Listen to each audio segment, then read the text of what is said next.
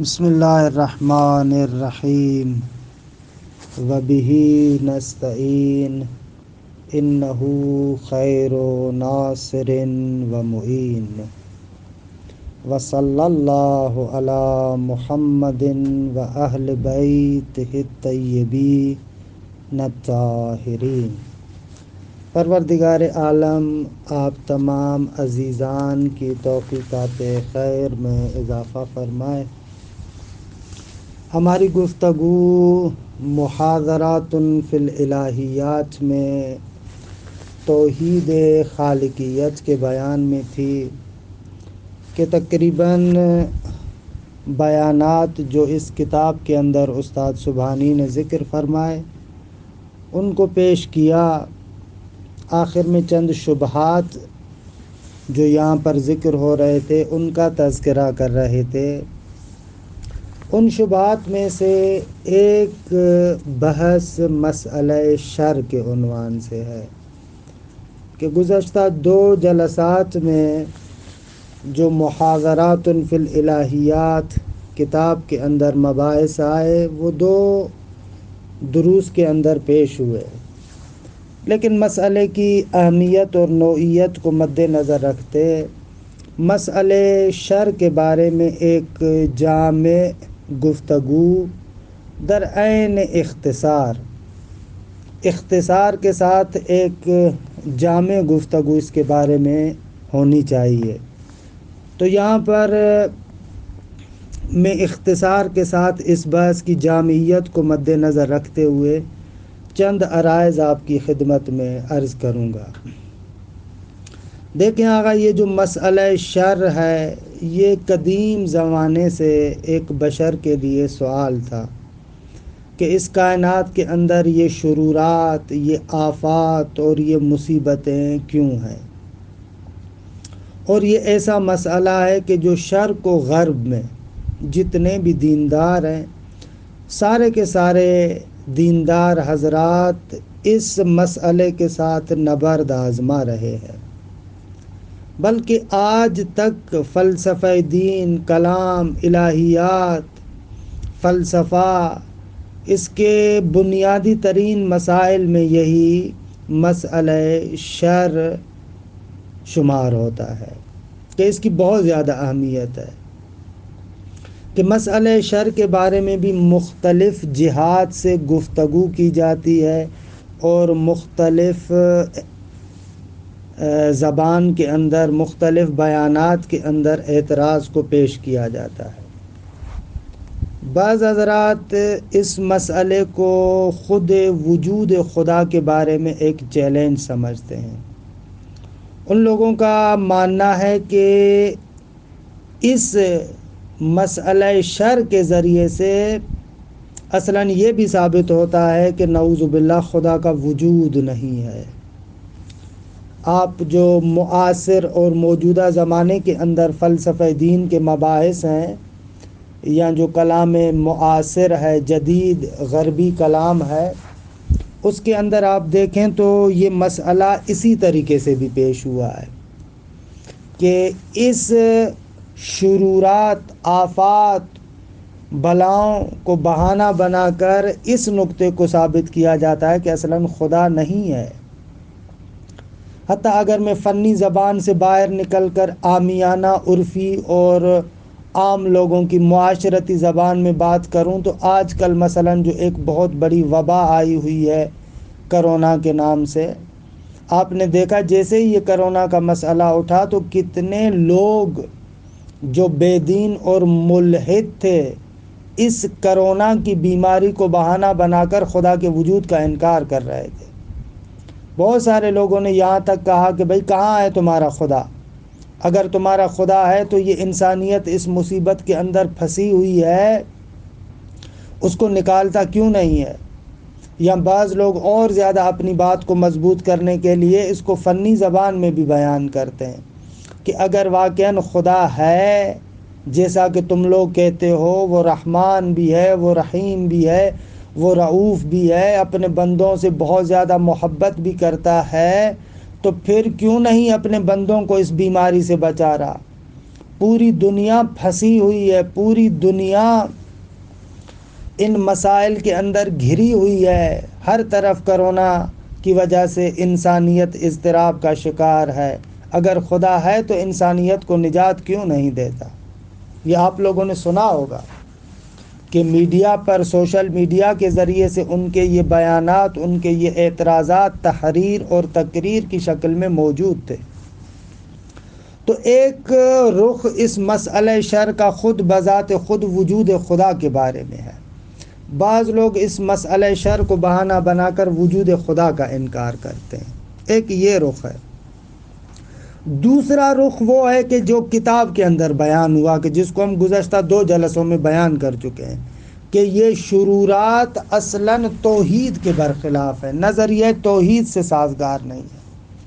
آپ جو کہتے ہیں خالق ایک ہے، یہ ان شرورات کے ساتھ سازگار نہیں ہے، ان آفات اور بلیات کے ساتھ سازگار نہیں ہے۔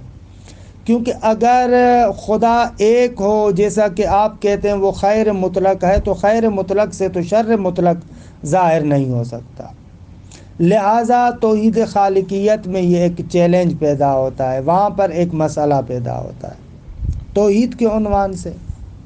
تیسرا جو اس شبہ کو بیان کیا جاتا ہے وہ علم و قدرت باری کے حوالے سے۔ ہم لوگ بیان کرتے ہیں کہ خدا عالم مطلق ہے اور قادر مطلق ہے، لا متناہی، لا محدود علم بھی ہے اور لا محدود قدرت بھی ہے۔ اچھا، یہ لوگ اعتراض کرتے ہیں کہ جب خدا کا علم اور قدرت دونوں لامحدود ہیں تو اپنے علم اور قدرت کی بنا پر ان شرورات کو دفع کیوں نہیں کرتا، ان کو دور کیوں نہیں پھینکتا؟ ان کو تو دور اٹھا کے پھینکنا چاہیے۔ یہ علم و قدرت مطلق الہی کے ساتھ سازگار نہیں ہے۔ یہ تیسرا رخ۔ چوتھا رخ جو اس بحث کا ہے وہ ہے عدل الہی کے بحث میں، کہ آیا واقعاً یہ جو زمینی اور آسمانی بلائیں اور مصیبتیں ہیں، شرورات ہیں، یہ خدا کی عدالت کے ساتھ کیسے سازگار ہیں؟ کتنے بے گناہ ان آفتوں کے بھینٹ چڑھ جاتے ہیں، کتنے بے گناہ لوگ مر جاتے ہیں۔ اس کا کیا جواب ہے؟ چوتھا رخ اس شرورات کی بحث کا یہ عدل الہی کا رخ ہے۔ پانچواں رخ جو پیش کرتے ہیں وہ یہ ہے کہ خدا کی رحمت اور خیر خواہی کے ساتھ منافات رکھتا ہے۔ خدا جو اتنا رحیم ہے، خدا جو اتنا خیر خواہ ہے اپنے بندوں کا، اب ایسا خدا جو رحیم ہے اور خیر خواہ ہے، اس نے کیوں اجازت دی ہے کہ کائنات کے اندر مختلف شرورات اور آفات اور بلیات ہوں؟ چھٹا رخ جو پیش ہو سکتا ہے ان شرورات کے بارے میں وہ حکمت الہی کے عنوان سے۔ بھائی جب اس نظام کو آپ کہتے ہیں نظام احسن ہے، خداوند متعال نے اس جہان کو بنایا ہے، تو کیا خدا کی حکمت کے ساتھ یہ بات سازگار ہے کہ ہم آئیں اور آ کر کہیں کہ اس کائنات کے اندر مختلف شرورات ہیں اور پھر بھی آپ اس کا خالق خدا کو مانیں اور اس کو حکیم بھی مانیں؟ حکیم کی حکمت کے ساتھ سازگار نہیں ہے کہ یہ شرورات، آفات اور بلیات موجود ہوں۔ یہ چھٹا رخ۔ ساتواں رخ جو ان شرورات اور بلاؤں کے بارے میں پیش ہو سکتا ہے وہ نظام احسن الہی۔ ہم لوگ کہتے ہیں کہ یہ جہان طبیعت، یہ عالم طبیعت نظام احسن ہے، یعنی عالم امکان میں بہترین ترین نظام یہ نظام ہے۔ اچھا، اگر بہترین ترین نظام ہے تو اس کے اندر یہ شرورات اور آفات اور بلیات کیوں ہیں؟ اس سے بہتر نظام احسن ہو سکتا تھا، اس سے بہتر ہو سکتا تھا کہ جس کے اندر یہ شرورات نہ ہو۔ یہ 7 جہات ہیں کہ جن 7 جہتوں اور زاویوں کے اعتبار سے شرورات کا مسئلہ پیش کیا جاتا ہے۔ اچھا، اس مسئلے کا میں نے عرض کیا نا کہ یہاں پر ایک اجمالی اور اختصار کے ساتھ جواب دینا چاہتا ہوں، اس لیے پہلے مرحلے میں ان تمام اعتراضات کے جوابات کو سمجھنے کے لیے کلی طور پر ہم آفات، بلیات اور شرورات کو تقسیم کرتے ہیں۔ کچھ آفات اور شرورات اور بلیات ایسی ہیں کہ جو ارادی ہیں، اخلاقی ہیں، ان کو شر، آفت، مصیبت ہم قرار دیتے ہیں لیکن وہ ارادی ہیں، یعنی انسان کے سوء اختیار سے یہ آفتیں، شرورات جنم لیتی ہیں۔ انسان اخلاقی طور پر منحط ہو جائے، گر جائے، تو اس صورت میں یہ شرورات اور بلائیں معاشرے کے اندر رونما ہوتی ہیں۔ مثلا جس طریقے سے کسی معاشرے کے اندر ایک صدام جیسا بندہ وجود میں آ جائے، خوب یہ جو اخلاقی طور پر اتنا گرا ہوا بندہ ہے، قتل بھی کرتا ہے اور پتہ نہیں کتنے لوگوں کو مارتا ہے، کتنے گھر گراتا ہے، پتہ نہیں کتنی مصیبتوں کا باعث بنتا ہے، کہ جن کو ہم کہتے ہیں شرور اخلاقی، کہ اخلاقی طور پر اور اس کے اپنے ارادے اور اختیار کی وجہ سے یہ شرورات اور مصیبتیں وجود میں آتی ہیں۔ ایک احتمال موجودہ کرونا کے لیے یہ بھی ہے کہ بعض لوگوں کی سوء اختیار کا نتیجہ یہ ہے کہ انسانیت اس کرونا کی وبا میں مبتلا ہوئی ہے۔ ہو سکتا ہے کہ حالانکہ احتمال کی حد تک عرض کر رہا ہوں کہ بعض بدبخت اور بدطینت لوگوں نے اس طریقے سے کیا ہے، جان بوجھ کے ایک وائرس بنایا ہے، جس وائرس کو پھیلایا ہے تاکہ لوگوں کو اس مصیبت کے اندر مبتلا کرے۔ ایک احتمال یہ بھی ہے بہرحال کرونا کے لیے، میں نہیں کہتا کہ قطعاً اس طریقے سے، لیکن بہرحال احتمال ہے۔ بس کچھ شرورات کا منبع، کچھ شرورات کا سرچشمہ خود انسان کا اپنا ارادہ اور اپنا سوء اختیار ہے، اور کچھ شرورات اور آفات غیر ارادی ہیں، طبیعی نیچرل آفتیں ہیں۔ بہت سارے ایسے روداد حوادث کہ جو انسان کی طبیعت کے ساتھ ملائم نہیں ہوتے، ان روداد اور حوادث کی وجہ سے اس عالم طبیعت کے اندر دیکھتے ہیں کہ ٹکراؤ پیدا ہوتا ہے، جس کی وجہ سے مثلا بہت سارے طوفان آتے ہیں، زلزلے آتے ہیں، واہ اس قسم کے اور بہت سارے مسائل۔ تو یہ بھی کچھ آفتیں ہیں کہ جن آفات کو آپ غیر ارادی آفات کہتے ہیں۔ بس اگر ان دو باتوں کو ذہن میں رکھا کہ شرورات اور آفتیں یا ارادی اور اخلاقی ہے یا غیر ارادی اور غیر اخلاقی ہے، تو اب آتے ہیں اس مسئلے کے حل کرنے کی طرف کہ بالآخر ان شبہات کے جوابات کیا ہیں۔ فلسفے کے اندر بہت تفصیلی طریقے سے اس کے بارے میں گفتگو ہے، حتیٰ پرانے زمانے سے لے کر حکماء نے اس کے بارے میں بہت مفصل گفتگو کی ہے، اور حتیٰ ملا صدرہ کے بیانات کو دیکھیں جو 7ویں جلد اسفار کی بہت مفصل اس مسئلہ شر کے بارے میں گفتگو کرتے ہیں۔ بو علی سینا اس سے پہلے الہیات شفا میں بعض کو بیان کرتے ہیں، واہ جتنے بھی حکماء ہیں کہ سارے لوگوں نے بہت تفصیلی جوابات دیے۔ ہم یہاں پر چند جوابات کی طرف اشارہ کرتے ہیں۔ پہلا جواب یہ کہ آغا یہ جتنی بھی آفات اور شرورات ہیں، پہلا نقطہ یہ ذہن میں رکھیں کہ حکماء الہی اپنے مقام پر ثابت کرتے ہیں کہ عوالم کلی طور پر 3 ہیں۔ ایک عالم مادہ ہے، اس سے اوپر عالم مثال، اس سے اوپر عالم عقل ہے، یہ عوالم ہیں مختلف۔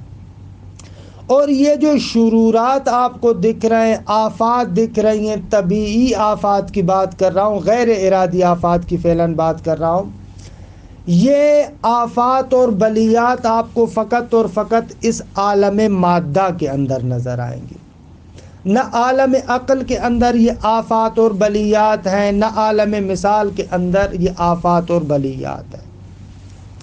البتہ عالم مثال کے اندر خود اپنے لیے انسان عذاب اگر لے کر جائے تو وہ علیحدہ بات ہے کہ بہرحال وہ اپنی جگہ پر گفتگو ہے کہ جو قبر کے اندر عذاب ہوتا ہے عالم مثال میں، دوسرا تیسرا، یہ اس عالم کی خرابی نہیں ہے، بلکہ وہ اسی عالم کا تقاضا ہے کہ جو انسان اپنے لیے جو مہیا کر کے جاتا ہے اسی کو وہاں پر دیکھتا ہے، کہ فلسفہ عذاب کے بارے میں یہاں پر فعلاً گفتگو مقصود نہیں ہے۔ یہ شرورات، یہ آفات اس عالم مادہ کے اندر ہے۔ اچھا، عالم مادہ کے اندر یہ شرورات کیوں ہے؟ اس کے بارے میں میں نے عرض کیا تھا پہلے درس کے اندر کہ دیکھیں آقا، یہ جو عالم مادہ ہے، بعض چیزیں اس عالم مادہ کا لازمہ ہے، نہیں ہو سکتا کہ ایک عالم عالم مادہ ہو لیکن وہ اپنے لوازم سے خالی ہو، ایسے تو نہیں ہوگا نا۔ اگر ایک شے کا لازمہ ہے تو وہ لازمہ اس کے ساتھ جڑا ہوا ہوگا۔ مثلا جس طریقے سے ہم ریاضیات میں کہتے ہیں کہ اگر عدد 2 ہوگا تو اس کا لازمہ زوجیت ہے کہ وہ جفت ہوگا، کبھی بھی 2 کا عدد طاق نہیں بن سکتا، جفت ہوگا۔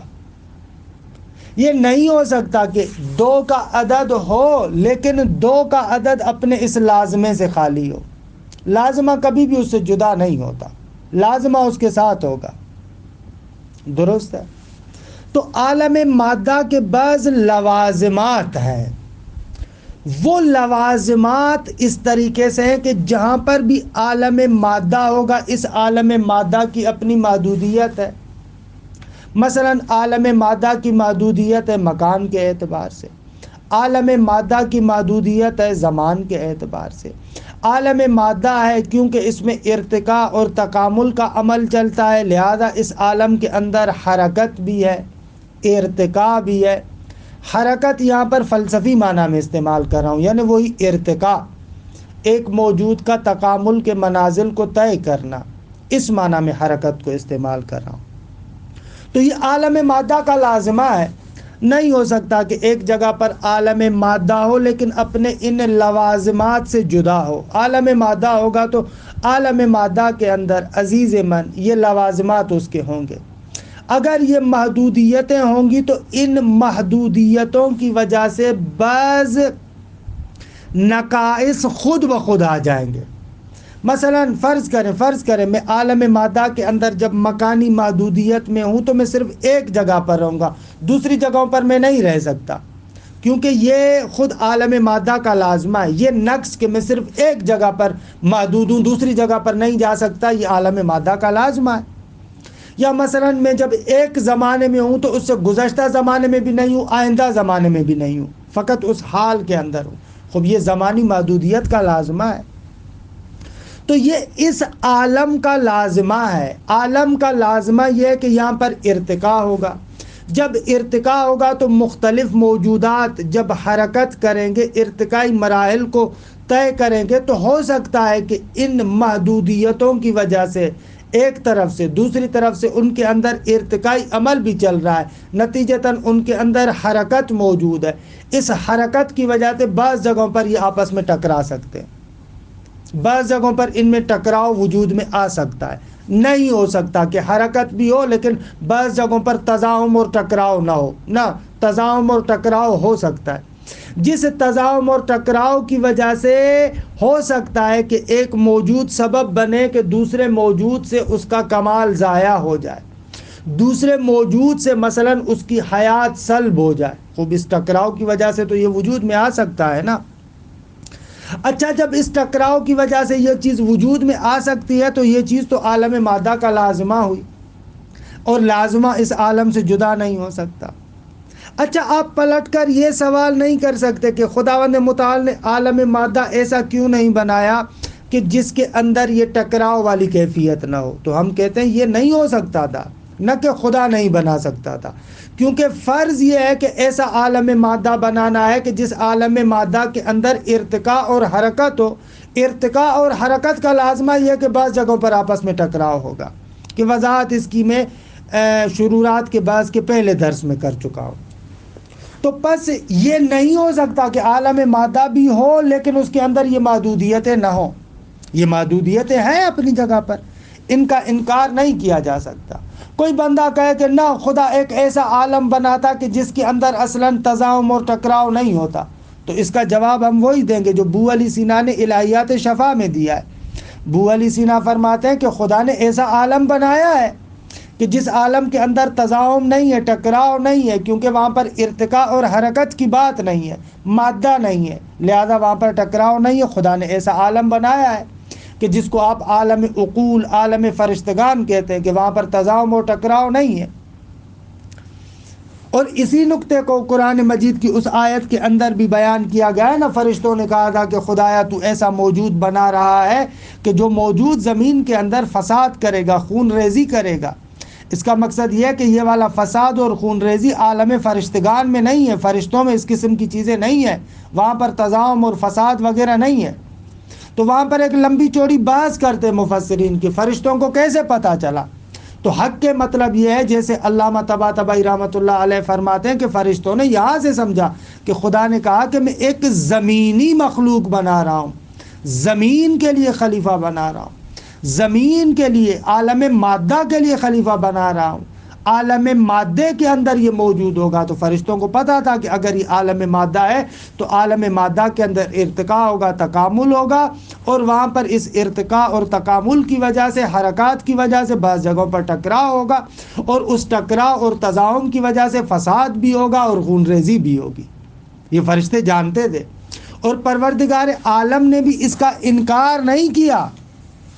خدا نے اس کا انکار نہیں کیا کہ واقعاً زمین پر یہ فساد نہیں کرے گا یا خون ریزی نہیں کرے گا، نہ، اجمالی طور پر خدا نے بھی اس کو خاموش رکھا کہ جی کچھ نہ کچھ فساد بھی ہوگا، کچھ نہ کچھ خون ریزی بھی ہوگی، لیکن تم فقط قضیے کے ایک رخ کو دیکھ رہے ہو، سکے کے ایک طرف کو دیکھ رہے ہو، دوسرے اطراف سے تم غافل ہو۔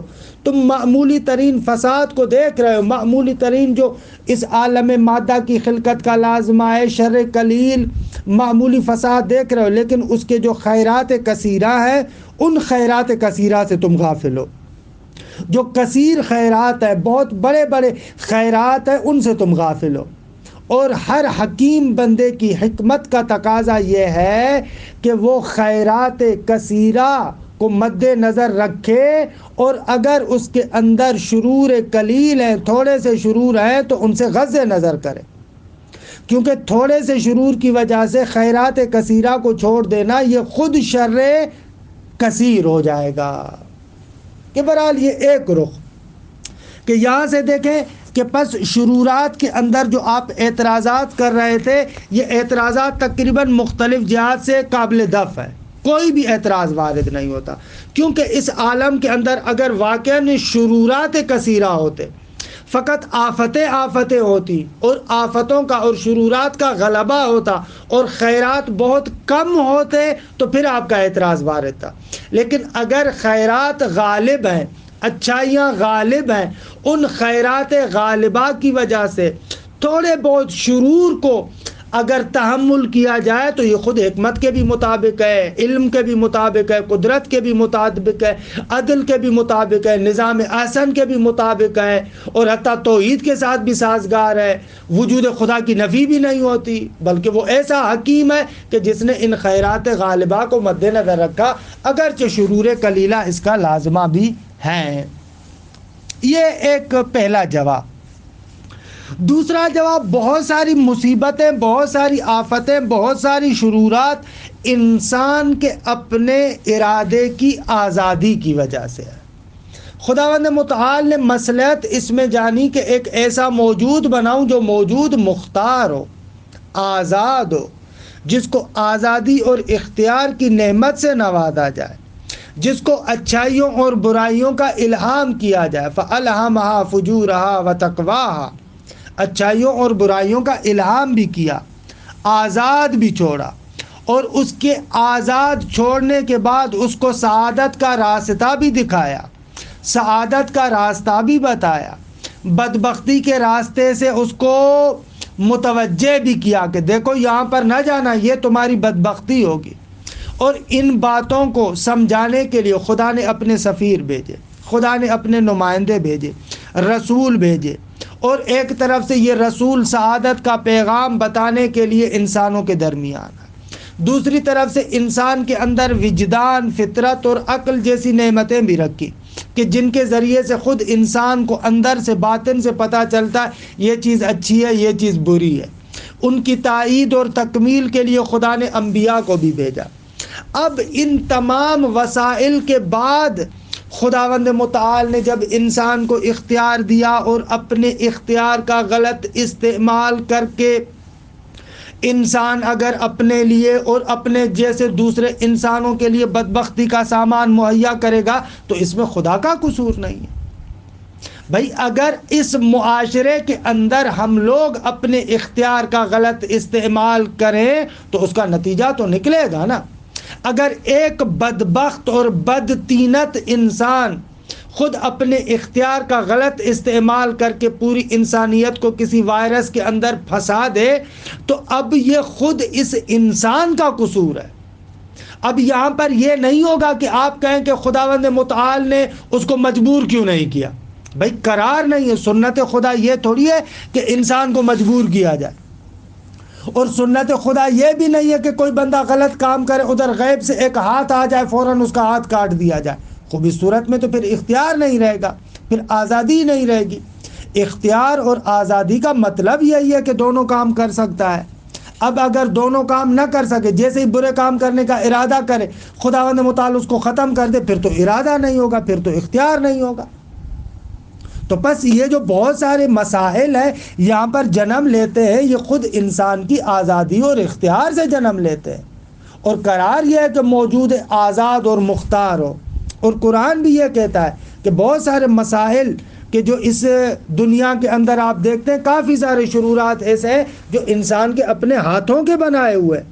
سورہ روم آیت نمبر 41 میں اشارہ ہوتا ہے، ظہر الفساد فی البر والبحر بما کسبت ایدی الناس، کہ قرآن فرماتا ہے کہ خشک و تر میں، دریاؤں میں اور خشکی میں یہ جو فساد اتنا ظاہر ہوا ہے، بما کسبت ایدی الناس، وہ اسی وجہ سے ہے کہ لوگوں نے اپنے اختیار کا غلط استعمال کیا، لوگوں نے اپنی آزادی کا غلط استعمال کیا۔ یہ ان کے اپنے کیے دھرے کا نتیجہ ہے کہ بہت ساری مصیبتیں آپ معاشرے کے اندر دیکھ رہے ہیں۔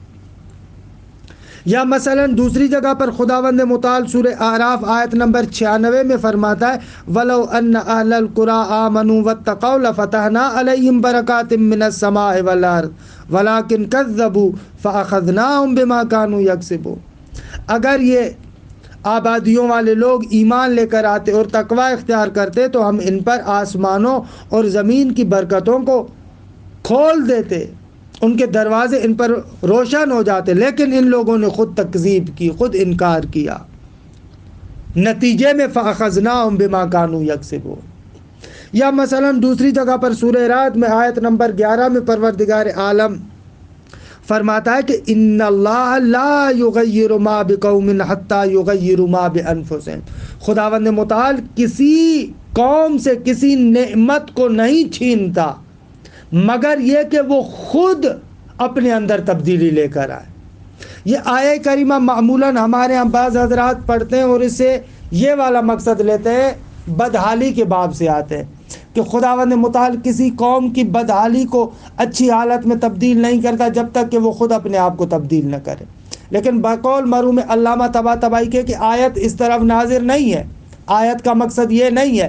یہاں بقول اہل سنت کے بڑے مفسر خود کشاف میں زمخشری بھی اسی نقطے کو کہتے ہیں کہ ان اللہ لا یغیر ما بقوم، اس نعمت کی طرف اشارہ ہے کہ خدا کسی قوم سے کسی نعمت کو نہیں چھینتا حتی یغیر ما بانفسہم، یہاں تک کہ وہ خود اپنے اندر تبدیلی لے کر آتے، خود اپنے آپ کو اپنے ہاتھوں سے ایسا بدبخت بنا دیتے ہیں کہ اس نعمت کو اپنے ہاتھوں سے جانے دیتے ہیں۔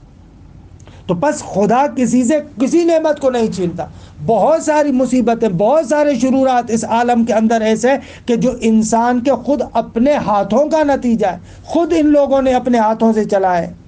اچھا یہاں پر ممکن ہے کوئی بندہ پلٹ کر سوال کرے، بھائی درست ہے بعض لوگ اس طریقے سے کرتے ہیں لیکن دوسرے بے گناہوں کا کیا قصور؟ تو ہم کہیں گے کہ بابا انسان کو ارادے اور اختیار سے جینے دینا ہے یا نہیں جینے دینا؟ اگر اس کو ارادہ اور اختیار دینا ہے تو اس ارادے اور اختیار کے لوازمات کو بھی ماننا پڑے گا۔ جب کلن انسان کو آزاد بنانا ہے، اس کو اختیار دینا ہے تو اس کے اختیار کے لوازمات کو بھی ماننا پڑے گا۔ نہیں ہو سکتا کہ انسان کو مختار بنایا جائے، آزاد بنایا جائے، لیکن اس کے نتائج کو قبول نہ کیا جائے۔ اس کے نتائج بھی قبول کریں گے، کیونکہ اگر اس کو برے کام کرنے سے منع کر دیا جاتا تو پھر آزادی اور اختیار کا مفہوم ختم ہو جاتا۔ خلاصہ کلام یہ کہ شرورات کے بارے میں جو اخلاقی شرورات ہیں ان میں بہت بڑا مسئلہ ایسا ہے کہ جو بہت سارے شرورات بنتے ہیں معاشرے کے اندر وہ خود انسان کی اپنی آزادی کی وجہ سے ہے، اور دوسرے لوگوں کے خاموش ہونے کی وجہ سے ہے۔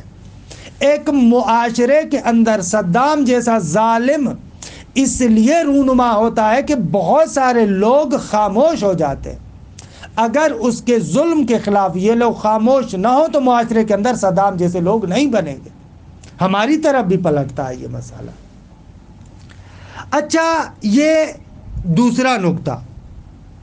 تیسرا نقطہ جو خود شرورات کے بارے میں ہے وہ یہ کہ بہت ساری جگہوں پر ہم بہت ساری چیزوں کو شر اور برا سمجھتے ہیں، وہاں پر جو ہماری قضاوت اور فیصلہ ہوتا ہے وہ تنگ نظری کی بنا پر ہوتا ہے۔ ہم کسی بھی مسئلے کے اندر فوراً دیکھتے اگر میرا مفاد نہیں ہے تو فوراً حکم کر دیتا ہوں کہ یہ چیز بری ہے۔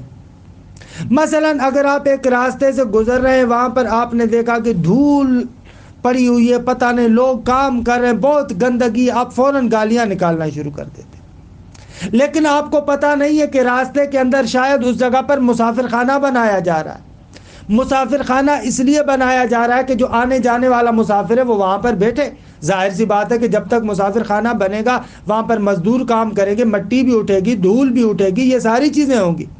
میں نے تنگ نظری کرتے ہوئے فقط اپنے چھوٹے سے مفاد کو مد نظر رکھا اور دیکھا کہ مجھے تکلیف ہوئی اور فوراً حکم کر دیا کہ یہ چیز بری ہے۔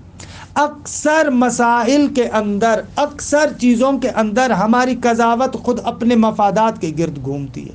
ہم اپنے مفادات کو مد نظر رکھتے ہیں اور اس شے کو کلی طریقے سے نہیں دیکھتے۔